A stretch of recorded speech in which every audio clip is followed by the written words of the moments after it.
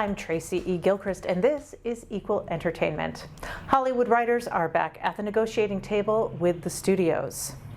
Hollywood is still looking for a happy ending for the strikes that are crippling the entertainment industry. The Alliance of Motion Picture and Television Producers and the Writers Guild of America can't agree on various issues, including the use or non-use of artificial intelligence and higher salaries and better residuals from streaming platforms. The longest writers' strike so far happened in 1988 when they picketed for 154 days. The wildfire that has devastated the island of Maui has also destroyed musician Mick Fleetwood's restaurant. Fleetwood is part of the group Fleetwood Mac. His restaurant, named Fleetwood's on Front Street, was one of dozens of buildings burned down in Lahaina. He says the safety of the staff remains the top priority. At least 56 people have died in the fires thus far. Among those pitching in to help, boxer Floyd Mayweather. He's paying for 70 families to leave the island and for food, shelter, and clothing. Award-winning performer Melba Moore now has a star on the Hollywood Walk of Fame. Moore was honored with a star Thursday near the historic corner of Hollywood and Vine. Among those in attendance for the ceremony, comedian Cat Williams, Frida Payne, and Lunel. Moore broke down racial barriers, becoming the first Black woman to play the lead role of Fantine in Les Miserables. She is known for her 5-octave singing range, and she won a Tony Award for her performance in the musical Pearly. Moore has also been nominated for a Grammy 4 times. It's time to talk Red, White, and Royal Blue. The newly released movie is based on the New York Times best-selling novel by Casey McQuiston, and it's as heartfelt and funny as the pages of the original novel. It brings the story of the president's son and Britain's royal prince to life. And before the strikes, they gave fans a preview of what to expect. Henry is very much the catalyst, I think, in a lot of ways. 2/3 of the movie is told from Alex's perspective, and 1/3 is told from Henry's.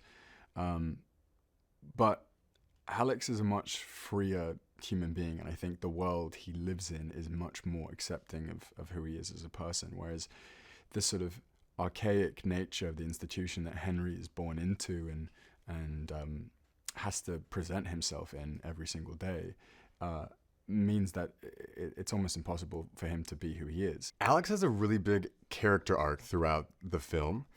So he starts as a very immature, privileged, chip on his shoulder kind of kid who, is forced to grow up after this cake incident. And it's really nice to watch him grow throughout.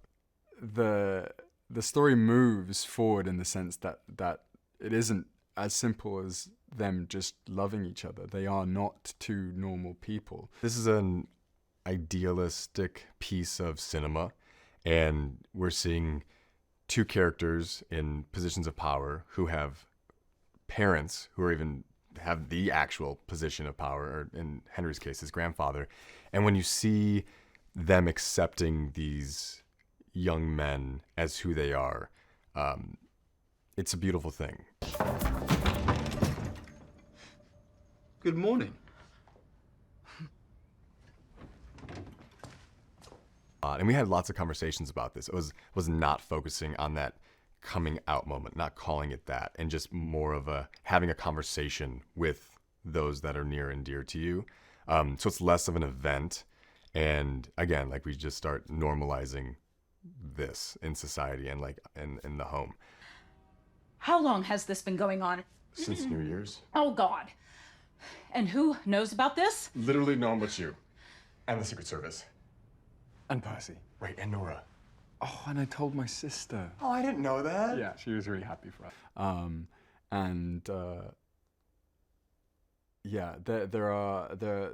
Loving someone is complicated, and being who you really are in Henry's world is very complicated. So say it's unique because in a lot of LGBTQ plus stories, they're not happy endings. There's usually tragedy involved.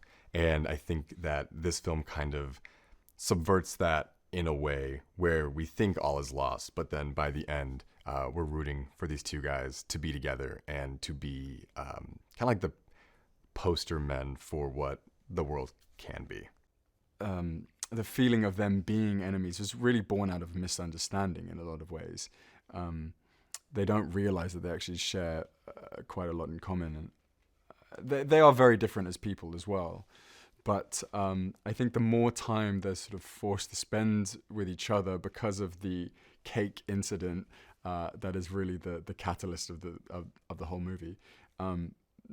Just the more they realize that they are very good for each other in a lot of ways. The characters we have in this movie, I hope, can be totem poles for change. You have the first female president of the United States, who has a Mexican-American father, and then you have Henry's grandfather, who's the King of England. So these are the change makers in the world. Like a lot of young people, marginalized people will be very seen within this movie. I hope we do them justice. And, you know, it starts at the top. And if we can have people at the top of their game, at the top of the world, like literally on top of the world, accepting their family for who they are, it will just be able to trickle down throughout everyone in the world. Weston Gonzalez is one of the biggest event planners in Hollywood. He's the founder and owner of West House, a company that puts on all kinds of incredible events for film and TV. But he's also having to adapt to the ongoing strikes like most people in the business are. I wonder, would you talk a bit about kind of pivoting at this time? I know there are fewer events in general, but how have you been able to pivot? So you experience a little bit of how we had to pivot at the main event. That event, unfortunately, was days after the SAG strike was announced. So we knew things were coming. We always are ready to have a plan B. No event can go perfectly. So we always try to prepare as much as possible. In the current time, I think a lot of in-house events teams anticipated this, so they weren't really engaging a lot about business. But since then, we are currently working on a couple mailers. We are working on fan events. So we're kind of just taking the temperature to see how things go. We support everything that's going on. We want to ensure that there are fair deals reached. I believe the writers are meeting Friday. So hopefully, there is some resolution to that and everyone can reach a fair deal. And hopefully, the same thing will happen with the actors. So that way we can continue to produce the types of events and really honestly showcase these series that, are so beloved, that have so much work. I was really thrilled that we were able to at least do something for Minx. I know that, season 1, it was on Max, and then it got canceled, and then Stars picked it up, and then this happened. So I just feel like as much as we can showcase, balance that fine line of, celebrating this art and all the work that these people have done while still supporting, these different unions that need the support right now from everyone.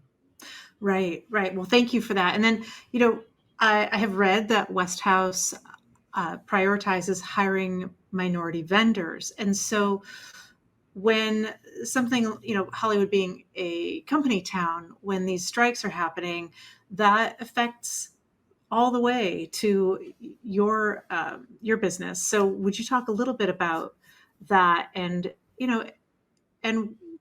I guess I could guess, but, why you've prioritized hiring minority vendors? My business, West House, there are a lot of event production companies out there that work in film and television. We solely work in film and television. So it really does affect us. We don't do fashion events. We don't do music events. I think it's something that our clients like. They like that we're not out, running off to go meet a bride to plan a wedding or to meet with, a sports company to plan something. We just don't do that. So it definitely affects us a lot. Luckily, a lot of my vendors who I work with, they're a little bit more diversified in terms of the industries they support. So, but it is a hit to them. We have catering companies who we work with. One of them who is, Latinx owned, LGBTQ plus owned, and they work on a studio, and part of their business is doing craft services. They're not doing that right now. They did a lot of premiere events for us. They're not doing those right now. So I know that these individuals, just like us, they get hit and affected by this. Taylor Swift might have wrapped the U.S. leg of the Eras Tour, but not before dropping a big surprise for Swifties. Swift says she'll be re-releasing her first Grammy-winning album, 1989, Taylor's Version. Swift unveiled the cover art and release day in LA during the last U.S. performance of the Eras Tour. Swift later gave more details about the upcoming release. She's calling 1989 Taylor's Version her most favorite re-record ever. This will be the fourth album Swift has re-recorded since announcing she would be re-recording all her albums back in 2019. It arrives on October 27th. You can watch the Advocate channel live by downloading our app in the Apple or Google Play Store. You can also subscribe to our YouTube channel. For the Advocate channel, I'm Tracy E. Gilchrist, and thank you for watching.